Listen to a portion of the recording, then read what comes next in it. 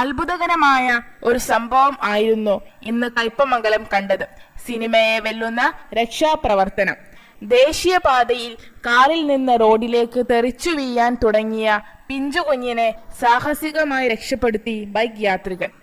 പറവൂർ സ്വദേശി അനീഷിന്റെ സമയോചിതമായ ഇടപെടലാണ് മാള സ്വദേശികളായ നൌഷാദ് റുക്സാന ദമ്പതികളുടെ ഏകമകൾ സയാനയ്ക്ക് രണ്ടാം ജന്മം നൽകിയത്.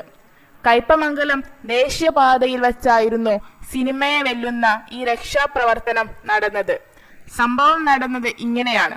കയ്പമംഗലം ദേശീയപാതയിൽ പതിവ് പോലെ വാഹനങ്ങൾ സഞ്ചരിക്കുകയായിരുന്നു.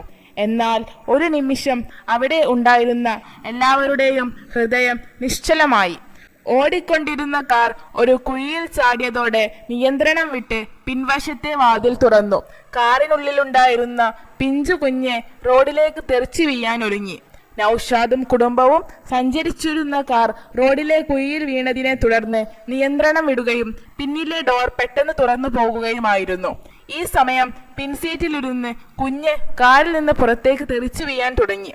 കാറിന് തൊട്ടു പിന്നാലെ ബൈക്കിൽ വരികയായിരുന്ന അനീഷ് ഈ ദൃശ്യം കണ്ട് ഒട്ടും വൈകാതെ ബൈക്കിന്റെ വേഗത കൂട്ടി കാറിനൊപ്പം കുതിച്ചു. കുഞ്ഞ് റോഡിലേക്ക് പതിക്കുന്നതിന് തൊട്ടു മുമ്പ് തന്നെ തന്റെ ജീവൻ പോലും പണയപ്പെടുത്തി അനീഷ് കുഞ്ഞിനെ കൈകളിൽ കോരിയെടുക്കുകയായിരുന്നു.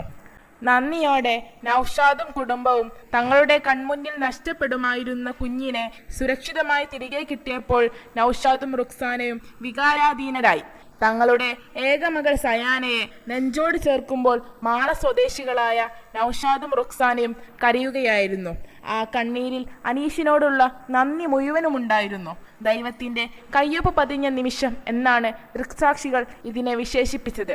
റോഡിലെ കുഴികൾ അപകടം വിതയ്ക്കുന്ന പാതയിൽ അനീഷിന്റെ ശ്രദ്ധയും ധീരതയും വലിയൊരു ദുരന്തമാണ് ഒഴിവാക്കിയത്.